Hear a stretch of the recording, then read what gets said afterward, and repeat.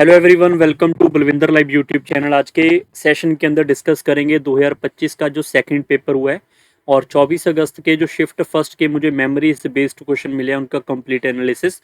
मैंने ट्राई किया कि जो भी क्वेश्चन मुझे मिले हैं एग्जैक्ट आपको जो लैंग्वेज पेपर में आई हुई थी वही लैंग्वेज मैंने कन्वर्ट करके आपको ये प्रोवाइड करवाई है। तो ये ऐसा नहीं होगा कि कोई आपको मिस स्पेलिंग या छोटी मोटी लैंग्वेज में आपको क्वेश्चन मिल जाए।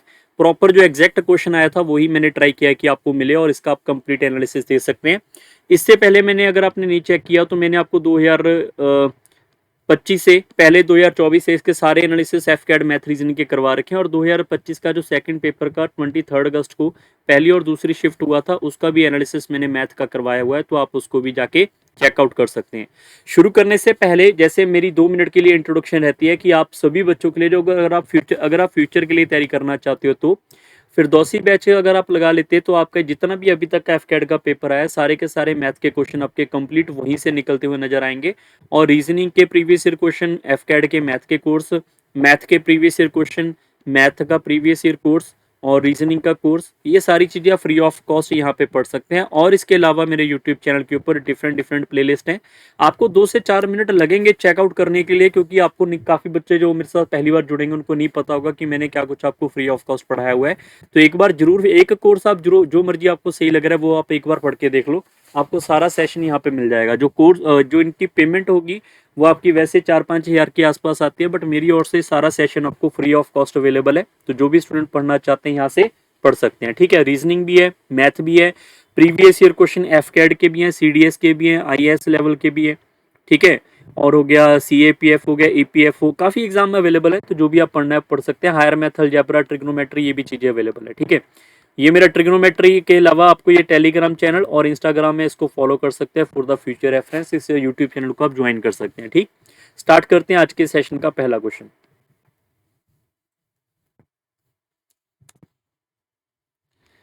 जैसे पहला क्वेश्चन आएगा वीडियो पॉज करके आप ट्राई करना चाहो इस क्वेश्चन को कर सकते हो। In the solution mango orange juice are in the ratio 7:9। 9 litre जो है इसका सॉल्यूशन का उसने रिमूव कर दिया और सेम क्वांटिटी से किया है ऑरेंज जूस के साथ। ऑरेंज जूस के साथ उसने इसको ऐड कर दिया। तो बताओ इसकी जो नई रेशियो है वो 7:9 बन गई। तो इनिशियल में मैंगो जूस कितना था? अगर आपने मेरी रेशियो प्रोपोर्शन की क्लास लगाई है या फिर मिक्सचर एलिगेशन की क्लास लगाई है, मैंने बताया था कि जो भी आपके पास इनिशियल क्वांटिटी ऐसे पूछा जाएगा तो आप देखो इनिशियल क्वांटिटी में आपके पास है कितना, वो हमारे पास 7। तो आंसर क्या होगा मेरा 7x, मतलब x की वैल्यू कोई भी आ सकती है यहाँ पर। तो आंसर आपका 7 का मल्टीपल होगा। मान लो 14 हो गया, 21 हो गया, 28 हो गया। तो अगर ऐसा कोई ऑप्शन है तो आप उससे जा सकते हैं। अगर आपके पास 2-3 ऑप्शन आगे 7 के मल्टीपल, तो आपको इसका प्रोसेस आना चाहिए। वैसे इसका XYZ से काफी लेंथी सोल्यूशन है, मैं आपको डायरेक्ट अप्रोच बता रहा हूँ क्योंकि अभी हम एनालिसिस कर रहे हैं। एनालिसिस में आपको डायरेक्ट अप्रोच बताऊंगा कि आपको पेपर में ऐसे करना था अगर आपने टाइम बचाना है तो, नहीं तो इसको प्रॉपर समझने के लिए आपको 10 से 15 मिनट लगेंगे। ऐसा क्यों होता है, क्या होता है, उसके लिए आप फिरदौसी बैच ज्वाइन कर सकते हैं। ठीक है, अगर मैं इस क्वेश्चन की बात करूं, जो हमारे पास सबसे पहले मैंगो ऑरेंज की रेशियो है वो मेरे पास है 7:5। उसने बोला क्या यहाँ से, उसने बोला कि जो मिक्सचर है, टोटल मिक्सचर हमारे पास कितना है, 7 और 5 यहाँ पे 12। इसमें से उसने 9 लीटर को बाहर किया। जिनको याद होगा कि फ्रैक्शन वैल्यू कैसे बाहर करते हैं, उससे आप इसको बाहर कर सकते हैं। ठीक है, अगर उसने 9 लीटर बाहर किया, उसने 9 लीटर बाहर करने के बाद सेम क्वांटिटी में ऑरेंज जूस इसमें ऐड कर दिया। ऑरेंज जूस ऐड करने से पहले अगर उसने 9 लीटर को बाहर किया था तो जो हमारे पास 7:5 रेशो बनती है, वही रेशो हमारे पास यहाँ पे मेंटेन रहती है, चाहे आप इसमें से 9 लीटर बाहर करो चाहे 50 लीटर बाहर करो। ये इसका एक छोटा सा शॉर्टकट और कंसेप्ट है जो आपने याद रखना है। अभी के लिए कैसा हुआ क्यों हुआ वो उसके लिए आप बेसिक लगा सकते हैं। ठीक है, 7:5 अब भी है जब उसने 9 लीटर मिक्सचर में से बाहर किया। उसके आगे क्या हुआ, उसके आगे उसने ऑरेंज वाले के अंदर यहाँ पे कितना ऐड किया, 9 लीटर ऐड किया। रेशो क्या बन गई यहाँ पे, 7:9 बनेगी इसके अकॉर्डिंग। अब आप चेक करो, सिर्फ यहाँ पे आपको चेक करने की जरूरत थी कि हमारे पास सिर्फ ऑरेंज में यहाँ पे तब्दीली हुई है, 5 से 9 चला गया तो कितने का एडिशन हुआ है यहाँ पे ऑरेंज में 4 और गिवन कितने 9 लीटर। तो मैं कह सकता हूँ 9 4 की वैल्यू यहाँ पे 9 लीटर है। और ये है कितना मेरे पास यहाँ पर, ये है कितना मेरे पास 7 और 5 टोटल 12। तो 4 की वैल्यू अगर 9 लीटर है तो 12 की वैल्यू क्या होगा, इसका मल्टीपल 3 है तो इसका मल्टीपल 3 करोगे, ये 27 लीटर रहा होगा। कब, जब हमने 9 लीटर को बाहर किया था तब। उसके बाद का ये हमारा डाटा आ चुका है 27 लीटर का।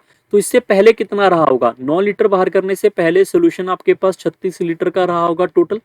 अगर 36 लीटर का टोटल सोल्यूशन रहा होगा तो मैं कह सकता हूं कि 12 की वैल्यू कितनी है मेरे पास यहाँ पे 36 लीटर, तो 1 की वैल्यू 3 लीटर होगी, तो 7 की वैल्यू कितनी होगी, 7 की वैल्यू यहाँ पर 21 लीटर होगी। ये इस क्वेश्चन का सही उत्तर था। ठीक है, अब हो सकता है आपको किसी को लगे सर ये तो पता नहीं लगा क्या हो गया, तो इसके लिए आपको एक बार सीखना पड़ेगा ना प्रोसेस क्या है कि how to compare this value. जिन्होंने एक्स वाई जेड से किया होगा उनको ये शॉर्टकट बहुत मजेदार लगने वाला है। ठीक है, बाकी नेक्स्ट क्वेश्चन पे चलते हैं।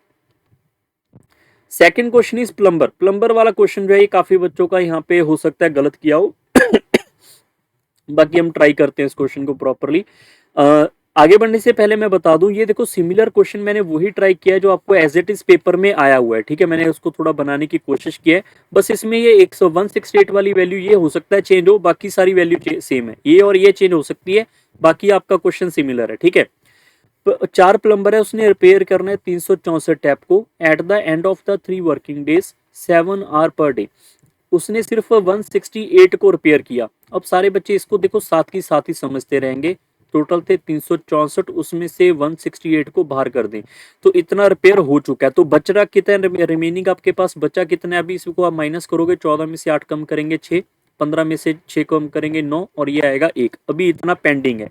इन order to speed up the work 3 more plumber were added. उसने भी 7 घंटे के हिसाब से काम किया और एफिशिएंसी जो है वो सेम ही है। तो बताओ इसको एडिशनल कितने दिन लगेंगे काम खत्म करने के लिए। क्लियर है?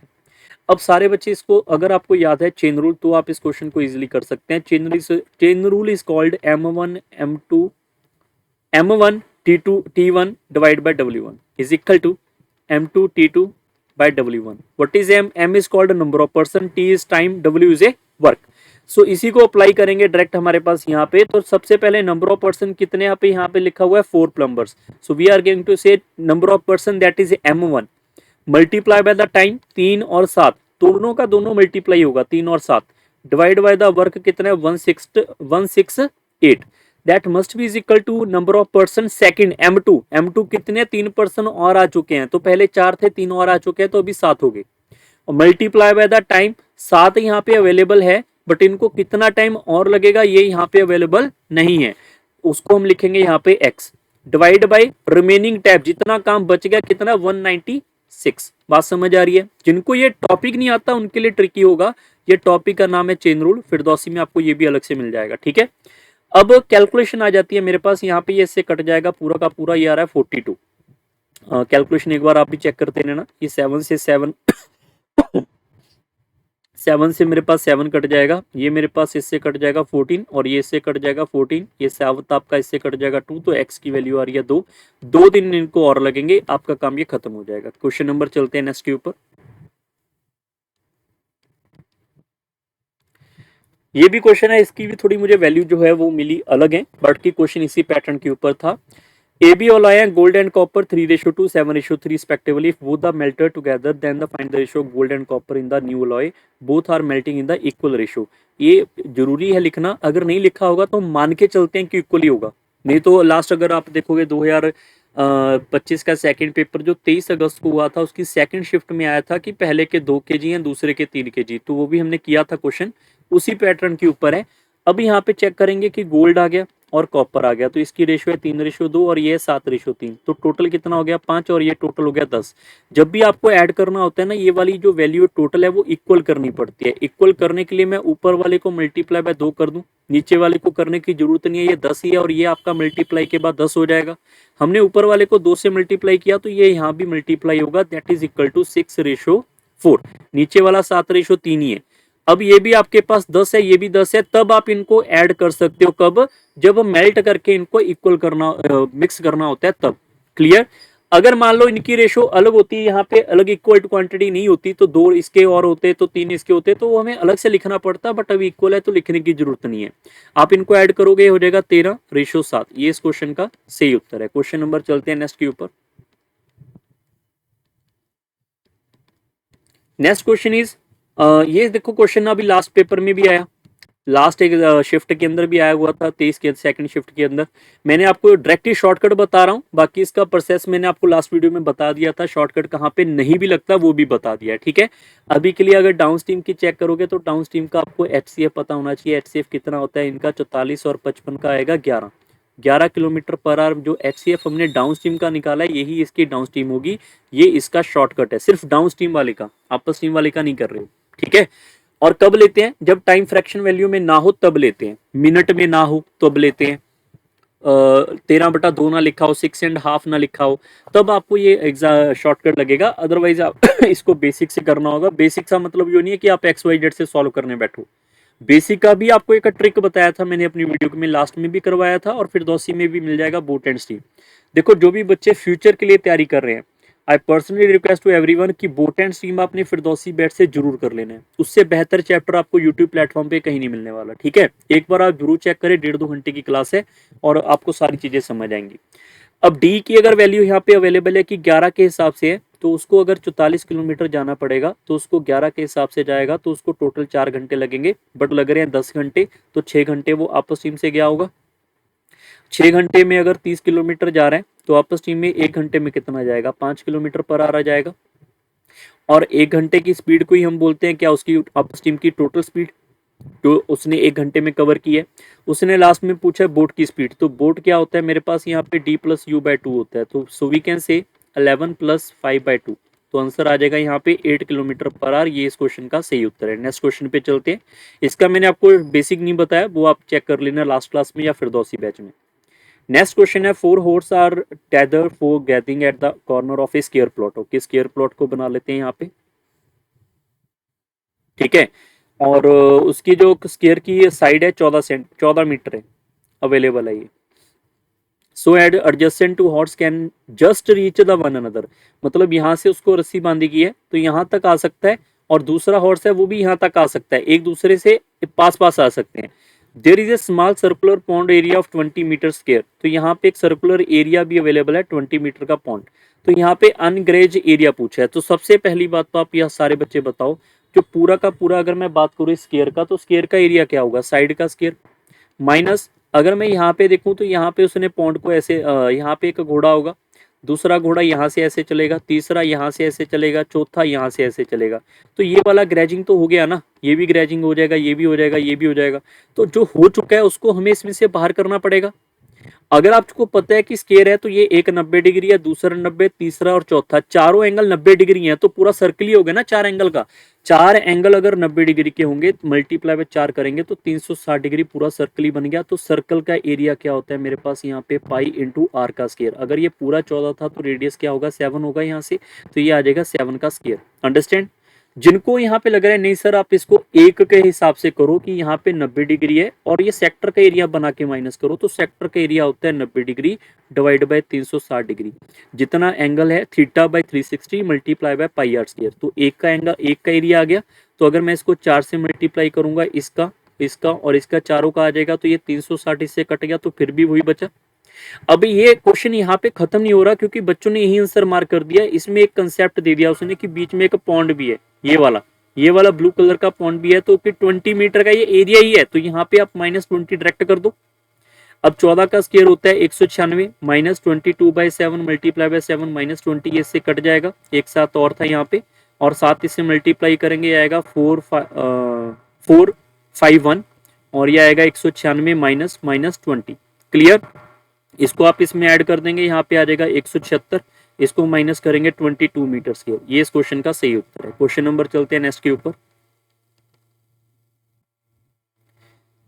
4 प्लम्बर वाला क्वेश्चन तो अभी कर ही लिया है, ठीक है, इसको स्किप करें। Next question is here. अब इस क्वेश्चन का थोड़ा मुझे लग रहा है कि यहाँ पे कुछ और भी गिवन होना चाहिए था, बट अगर नहीं गिवन है तो कोई बात नहीं, यहाँ पे कुछ ना कुछ गिवन था, बट इसको हम अंडरस्टैंड कर लेते हैं। यहाँ पे देखने पे लग रहा है कि ये एक डाटा है मेरे पास, ये लिखा हुआ है ए का स्क्वायर, ये लिखा हुआ है मेरे पास बी का स्क्वायर, तो इसके बीच में यहाँ पे ट्वाइस ऑफ ए बी हो सकता है, जिसका फॉर्मूला बनता है ए बी का होल स्क्वायर। कुछ ऐसा यहाँ पे अवेलेबिलिटी होना चाहिए था, जो कि यहाँ पे मिसिंग है, तो हम इसको इनकम्प्लीट मान रहे हैं क्वेश्चन को। बट फिर भी अगर कुछ ऐसा होता तो यहाँ से आप आंसर कर लो कि ए की वैल्यू तो ये रही, ये यहाँ पे ए की वैल्यू तो ठीक है, यहाँ पर ये बी की वैल्यू, बट यहाँ पे हमारे पास जो है बी और 2 नहीं है, मतलब 2 इंटू बी, बी कितना है 0.03, तो आपका आंसर क्या हो जाएगा यहाँ पे 0.06, ये इसका उत्तर है। क्लियर। नेक्स्ट क्वेश्चन पे चलते हैं। Next question is here, a box contains 6 books, 4 cup, 3 prize, 2 item drawn at randomly without any replacement. What is the probability 2 items selected are different types? different types के लिए एक अच्छा question बन जाता है। या तो आप इसको बेसिक से कर लो, थोड़ा लेंथी बन जाएगा, अदरवाइज आप ये देख लो कि हमारे पास टोटल बुक्स कितनी है। देखो प्रोबेबिलिटी फाइंड करनी है, तो प्रोबेबिलिटी का मतलब होता है favourable case divide by total case. तो टोटल केस क्या है, 6 और 4 और 3 13, तो 13 हमारे पास टोटल प्राइस है, 13 हमारे पास टोटल बुक्स कप या प्राइस सारा मिलाकर है, उसमें से हमने 2 आइटम सेलेक्ट किया, तो 13C2 होगा। अगर मैं टोटल केस की बात करूं, that is equal to 13C2, इसका मतलब है 13 को 2 बार डिक्रीज करेंगे, 13 मल्टीप्लाई बाय 12 डिवाइड बाय 2, ये से कट जाएगा यहाँ पे 6, तो ये आएगा मेरे पास 78। ये इसका टोटल क्या हो जाएगा, टोटल केस हो जाएगा। क्लियर। कैलकुलेशन आप एक बार जरूर चेकआउट करते रहना बीच बीच में। ये हमारे पास 78 आ जाएगा यहाँ पे टोटल केस। अब बात कर लेते हैं यहाँ पे फेवरेबल केस। तो फेवरेबल केस क्या होते हैं यहाँ पे, देखो फेवरेबल केस वो होते हैं कि जो हमारे पास पूछा गया उसके थ्रू करें। अब जिनको उसके थ्रू करना आता है वो तो फॉर्मूला लगाएंगे, जिनको नहीं आता है वो इस फॉर्मूले में फंसेंगे। और एक फॉर्मूले का आगे शॉर्टकट भी है, शॉर्टकट में सीधा डायरेक्ट अप्लाई कर रहा हूँ, क्योंकि उस हम मान लेते हैं कि 6 की 6 ही किताबें उसने यहाँ पे इसी से निकाल ली, बट फाइंड क्या करना था, सारे के सारे डिफरेंट टाइप्स के। मैं मान लेता हूं कि 6 की 6 उसने यहीं से निकाल, 6 में से ही उसने 2 की 2 टाइप बाहर निकाल दी। फिर मैं मान लेता हूं या तो ऐसे होगा, या फिर 4 कप है, चारों में से सेम ही कप उसने बाहर निकाल लिए, बट फाइंड हमने डिफरेंट करना था।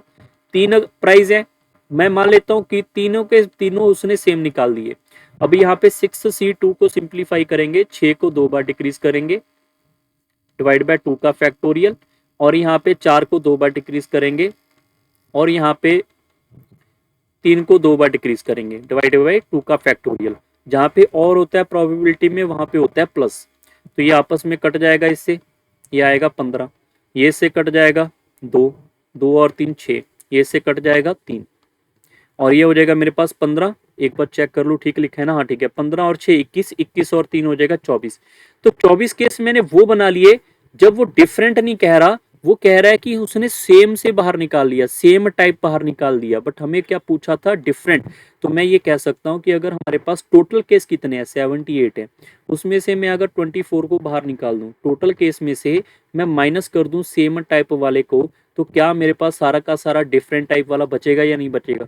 तो आप इसको इसमें से माइनस करेंगे 4, 7 में से 2 को माइनस करेंगे 5, तो अब मैं प्रोबेबिलिटी फाइंड करूंगा favourable case 54 different types divide by the total case. Understand. I hope सब बच्चों को ये थोड़ा सा पैटर्न ट्रिकी सा लगा होगा, बट मेरे ख्याल से थोड़ा बहुत आपको समझ भी आया होगा। ठीक है, सो नाउ इसको सिंप्लीफाई कर लेते हैं। ये कट जाएगा 27, ये आएगा मेरे पास 39, और ये मेरे पास फिर से कट जाएगा यहाँ पे 9/13। ये इस क्वेश्चन का बिल्कुल सही उत्तर है। क्वेश्चन नंबर चलते हैं नेक्स्ट के ऊपर। Next number is 9. Product of two-digit number is given. If we add 45 to the number, the new number obtained is the number formed by interchanging the digit. What is the original number? जिन बच्चों ने कभी भी number system किया होगा अच्छे से, उनको याद होगा 2 डिजिट का शॉर्टकट होता है। क्या शॉर्टकट होता है, मैंने एक नंबर लिखा 1 और 8 और इसको रिवर्स कर दिया 81, तो इनका डिफरेंस कुछ ना कुछ आएगा। अभी मैं छोड़ रहा हूँ यहाँ पे। फिर हमने एक और नंबर लिखा यहाँ पे 23, इसको रिवर्स किया 32, इनको माइनस करेंगे, यहाँ पे भी कोई डिफरेंस आएगा। और ऐसे ही मैंने यहाँ पे एक और नंबर ले लेता हूँ यहाँ पे 35, 53 इसका उल्टा हो जाएगा रिवर्स, तो इनका भी डिफरेंस कुछ ना कुछ आएगा। अब आपको ये समझाना यहाँ पे जरूरी है, शॉर्टकट ये है कि जब आपने नंबर लिया ना 23, तो इसके आपस में गैप कितना है, 1 है। जब आपस में गैप 1 होता है तो रिवर्स करने के बाद जो नंबर का डिफरेंस आएगा वो हमेशा 9 आएगा। कोई भी नंबर ले लो, चाहे 56 ले लो, तो इसका रिवर्स करेंगे 65 है, तो इनका डिफरेंस 9 आएगा। ये हमारा एक 2 डिजिट का बहुत अच्छा कंसेप्ट है। ठीक है, और आईएएस लेवल के पेपर के अंदर तो लगभग हर साल में इसके 1-1, 2-2 क्वेश्चन आते ही आते हैं। अगर मैं बात करूं यहाँ पे इनका डिफरेंस कितना है, 2, इनका डिफरेंस 2 है, तो यहाँ पे डिफरेंस इनका 18 आएगा। मतलब अगर आपस में डिजिट का डिफरेंस 2 होगा तो वो 18 आएगा। तो यहाँ पे एक कंसेप्ट बन जाता है कि अगर यहाँ पे 2 डिजिट का आपस में डिफरेंस 1 होगा तो उनको रिवर्स करने के बाद 9 आएगा, आपस में 2 होगा, रिवर्स करने के बाद 18 आएगा, आपस में 3 का डिफरेंस होगा, रिवर्स करने के बाद ये 27 है। ये ऐसे चलता रहेगा। यहाँ पे कितना दे रखा है 45। अगर यहाँ पे ये 45 होगा तो बताओ उनके आपस का डिफरेंस क्या 5 होना चाहिए था। अब जिन बच्चों को ये ट्रिक समझ आया वो उनके लिए क्वेश्चन को डिफिकल्टी लेवल का बिल्कुल भी नहीं है, क्योंकि उसने बोला है कि उनका 24 उनका मल्टीप्लीकेशन होना चाहिए और आपस में डिफरेंस 5 होना चाहिए। ये हमें क्वेश्चन वालों ने दे दिया है। अब आपको नंबर फाइंड करना तो काफी आसान है। जैसे मैंने एक नंबर लिया 1, दूसरा नंबर लिया 6, जिनका आपस में कितना डिफरेंस है 5 का है। आपस में डिफरेंस 5 है, इसको उल्टा करेंगे 61, तो ये 45 ही डिफरेंस लेकर आएगा जो कि अवेलेबल है। बट 1 और 6 का प्रोडक्ट हमारे पास 6 होगा, हमें 24 चाहिए। तो दूसरा नंबर क्या होगा 27, इनका प्रोडक्ट 14 है, ये भी नहीं है। तीसरा नंबर है 38, हाँ 38 का लग रहा है।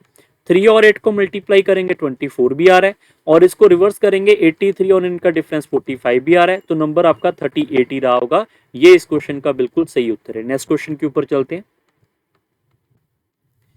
ए शिप इज 166 किलोमीटर। हाँ, ये क्वेश्चन स्टार्ट करने से पहले ही मैं बता देता हूं, इसकी जो मेरे पास वैल्यू है वो इनकम्प्लीट है। वो वैल्यू मेरे पास जो आई है वो इनकम्प्लीट है।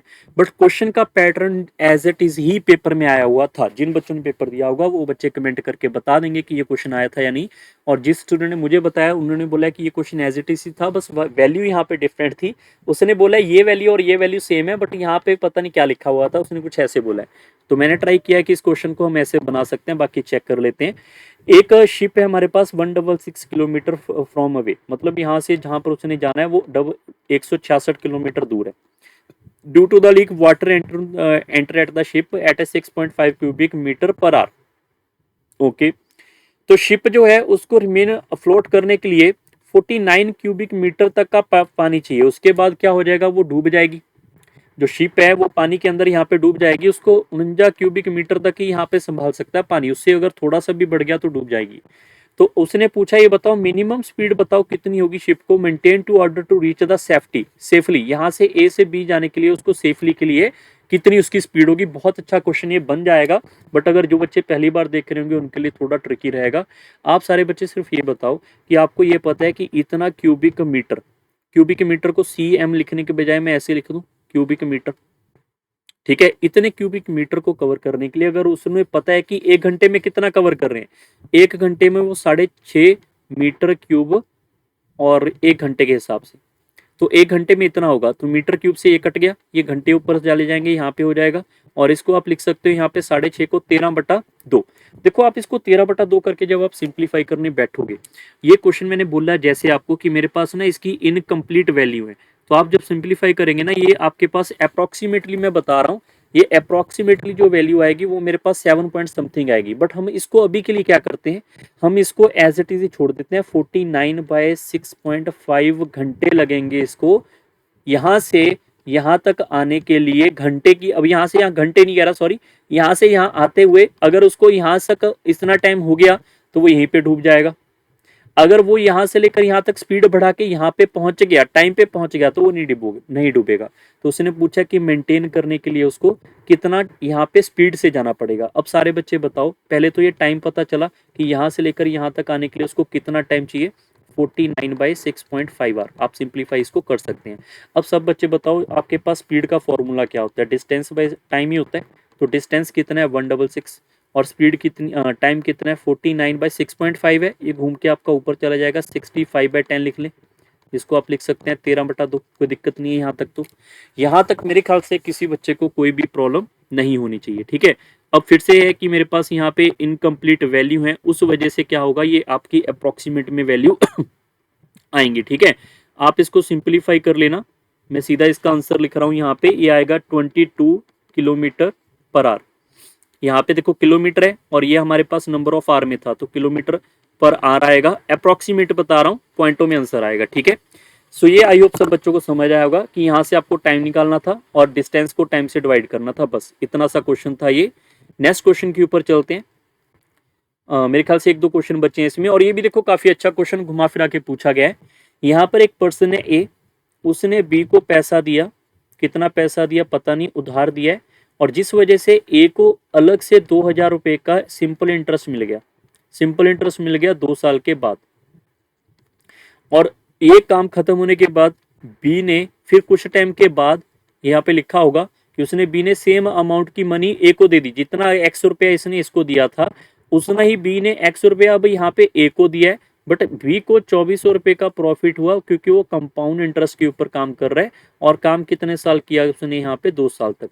तो बताओ रेट ऑफ इंटरेस्ट क्या होगा। आप सारे बच्चे सिर्फ एक चीज मुझे बताओ, क्या इस केस में और इस केस में प्रिंसिपल सेम है? और अगर 2 साल की बात हो रही है तो 2 साल का सिंपल इंटरेस्ट 2000 है, तो एक साल में 1000 और दूसरे साल में 1000 रहा होगा सीधा सीधा। और कंपाउंड इंटरेस्ट से 2400 है, तो यहाँ से आपको इंटरेस्ट लगने के बाद 400 रुपये और मिले होंगे कंपाउंडली।